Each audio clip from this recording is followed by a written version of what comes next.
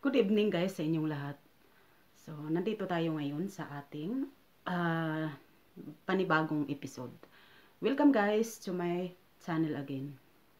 At yun nga pala, Happy New Year sa ating lahat kasi ngayon ay January 7. So, New Year na New Year pa tayo. So, yun guys, magkwentuhan tayo ngayon tungkol sa dalawang bansa or sa bansa dito sa Europe, sa Austria, Europe. Kasi, pag halimbawa, madalas kasi pag kwentuhan kami ng mga pinsan ko or ng mga kaibigan ko, minsan, o kaya magmi-message ako ng ano, ganyan, iwan ako ng message sa kanila, ganyan. Tapos, sinusulat ko sa Facebook or YouTube or kung saan man na social media, sinusulat ko Austria. Tapos, ang laging response nila is Australia.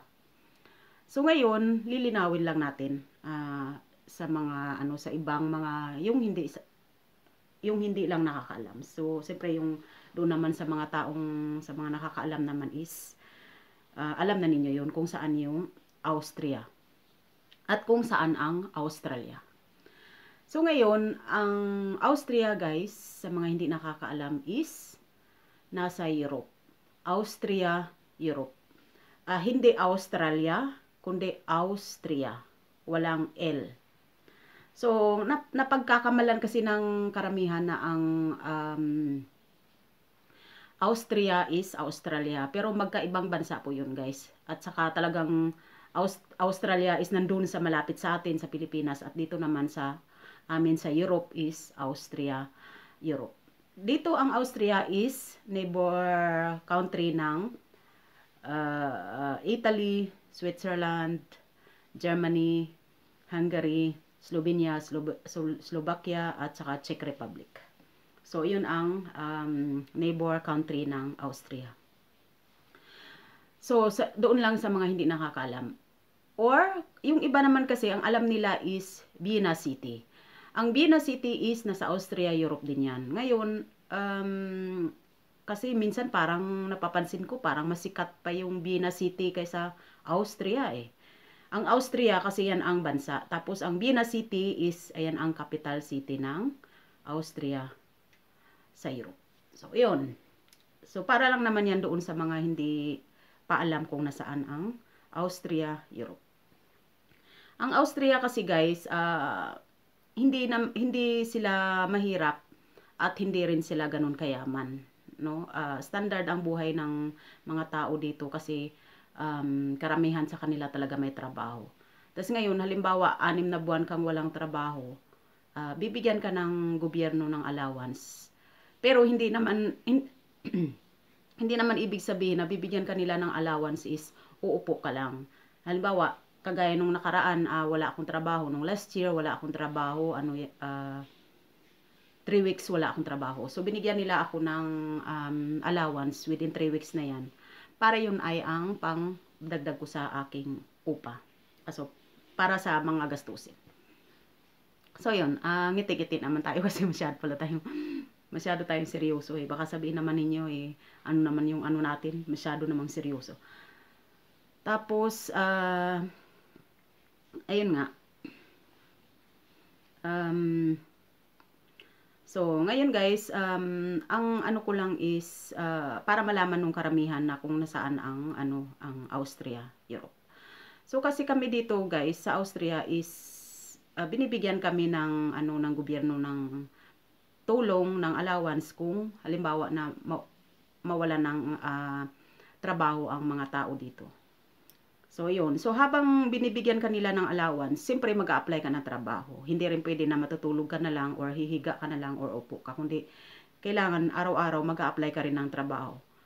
Kung patunayan mo na nag-apply ka, halimbawa, tinawagan mo yung kaibigan mo kasi nagtatanong ka ng trabaho or may pinuntahan kang company na nagtanong ka kung may trabaho sila or nag-send ka ng maraming emails para magtanong tungkol sa trabaho. So, kailangan mo rin yun ipakita sa gobyerno para tuloy-tuloy yung allowance mo. Kasi kung wala kang katunayan na hindi ka pala nag-apply or nagpabaya ka lang, so hindi ka rin nila bibigyan ng allowance. So talagang mayroong kondisyon. Oo, meron talagang may gagawin ka talaga para mabigyan ka ng allowance. So katibayan 'yun na ano, pakita mo kung kailan mo na-send, ayan.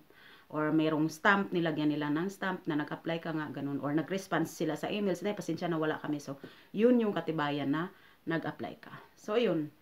So, ang Australia naman is halos naman buong mundo alam na nila kung saan ang Australia. Siyempre, di ba, ang Australia is doon sa atin sa magkabilang mundo, no? Magkabilang mundo tayo sa Europe at Australia is yan ay ano talaga, salungat. So, kumbaga sa kabilang mundo yung Australia, dito naman sa kabilang mundo yung Austria, Europe. So, ayun, nasa parte kasi ang Austria ng Europe. So, yun. Kaya siguro hindi masyadong sikat. Pero sa akin talaga, sa pagkakaintindi ko is, Vienna City is sikat. So, maraming nakakaalam ng Vienna City. So, yun. Yun lang guys, ang ano ko natin doon sa mga Pilipino na hindi pa talaga nila alam kung nasaan ang Austria or kung nasaan ang mismo ang Vienna City. Yun ay nasa Europe kami. Austria is kalapit bansa ng, ulitin ko ulit, ng Italy, Germany, Switzerland, Hungary, Slovenia, Slovakia, and Czech Republic. So, yun ang neighbor country ng Austria, Europe. So, ang ginagamit nila is karamihan sasakyan or train. Kasi yun ang maganda dito dahil kung gusto mo magbiyahe sa, halimbawa, sa Germany or Italy or Switzerland, pwede ka mag-train. Or kung may sasakyan naman kayo is pwede rin kayong mag-drive. So, ganun.